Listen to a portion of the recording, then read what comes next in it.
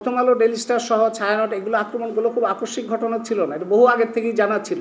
গোয়েন্দা সংস্থা কেন এই বিষয়গুলো জানায় নাই, সরকার কেন প্রোটেকশন নেয় নাই? যখন আক্রমণ হচ্ছে প্রথম আলো, ডেইলি স্টারের উপরে, ছায়ানটের উপরে, তখন আইন শৃঙ্খলা বাহিনী কেন নিষ্ক্রিয় ছিল, কেন চুপচাপ ছিল? সরকার, অন্তর্বর্তী সরকার কি এই হামলাকারী কিংবা এই সন্ত্রাসী কর্মকাণ্ডের প্রধান পৃষ্ঠপোষকে পরিণত হয়েছে?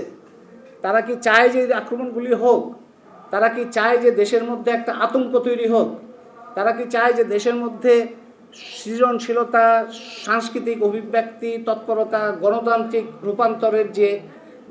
রূপান্তরের যত রকম চেষ্টা, সেগুলো কোনো না কোনোভাবে কোণঠাসা হোক, পরাজিত হোক, কিংবা তাদের বদলে একটা নতুন স্বৈরতন্ত্রের, নতুন ফ্যাসিবাদী শক্তির আবির্ভাব হোক?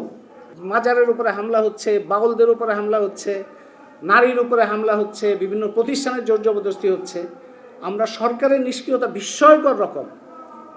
বিস্ময়কর রকমের অচিন্তনীয় মাত্রায় এটাকে অপদার্থ বলতে পারেন, অথবা জেনে শুনে তারা একটা পৃষ্ঠপোষকতার ভূমিকা নিয়েছে।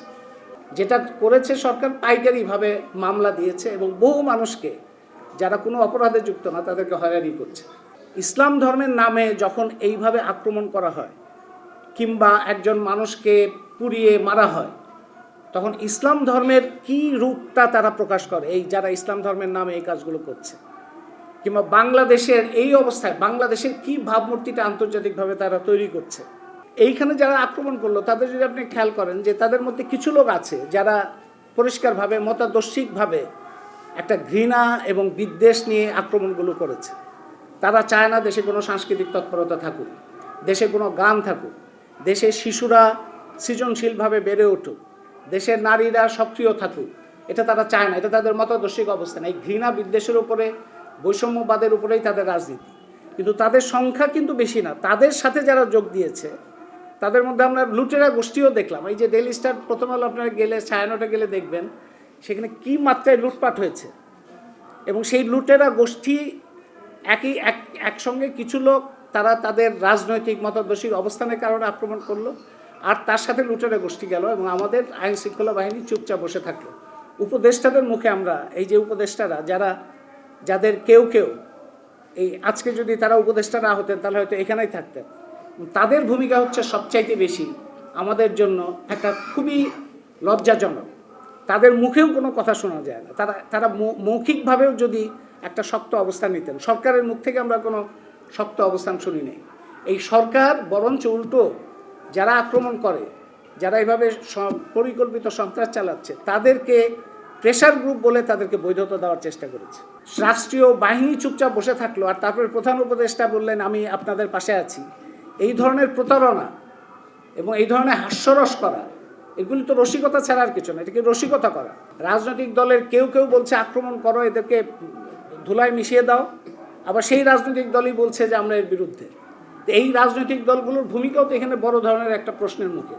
একসঙ্গে সহিংসতাকে উস্কানো দিচ্ছে, আবার এসে সেখানে মালিশ করছে। এটা তো জনগণকে একটা ভয়ঙ্কর রকম প্রতারণা এবং জনগণের সাথে হাস্য পরিহাসের সামিল এবং বিশ্বাসঘাতকতার সামিল। বাংলাদেশে গত কয়েক মাসে সাংস্কৃতিক তৎপরতার একটা বড় ধরনের অবনতি হয়েছে। সাংস্কৃতিক শিল্প, মানে গানের অনুষ্ঠান, এমনকি কনসার্ট, মেলা, তারপরে বাউলদের গানের অনুষ্ঠান, মাজারে উরস ইত্যাদি অনুষ্ঠান, নাটক, এগুলোর আপনি হিসাব করলে দেখবেন যে অর্ধেকেরও কম এখন দেখা যায়। অনেকে সাহসই পাচ্ছেন এটি করতে। সরকার এবং তার পাশাপাশি কয়েকটি রাজনৈতিক দল, তাদের ভূমিকাটাই আমাদের জন্য বড় ধরনের একটা হুমকি তৈরি করছে। সেই কারণে জনগণের প্রত্যেকটা অংশের, আপনারা চিন্তা করেন, ছায়ানটে একটা শিশুদের স্কুল আছে, শিশুদের গানের শিক্ষা হয় সেখানে, সেই স্কুলের উপরে আক্রমণটা হলো। উদিচি গানের রিহার্সেল, গানের অনুষ্ঠান হয়, সেই সমস্ত জায়গায় আক্রমণ হচ্ছে। কিছু গোষ্ঠী যখন দেশকে একটা ভয়ঙ্কর বিপন্নতার দিকে ঠেলে দেয়, তখন জনগণেরই দায়িত্ব হয়ে দাঁড়ায় যে এই পরিস্থিতি মোকাবেলা করার এবং ঐক্যবদ্ধ হওয়ার। খবরের কাগজ, নিখাদ, নির্ভীক, নিরপেক্ষ।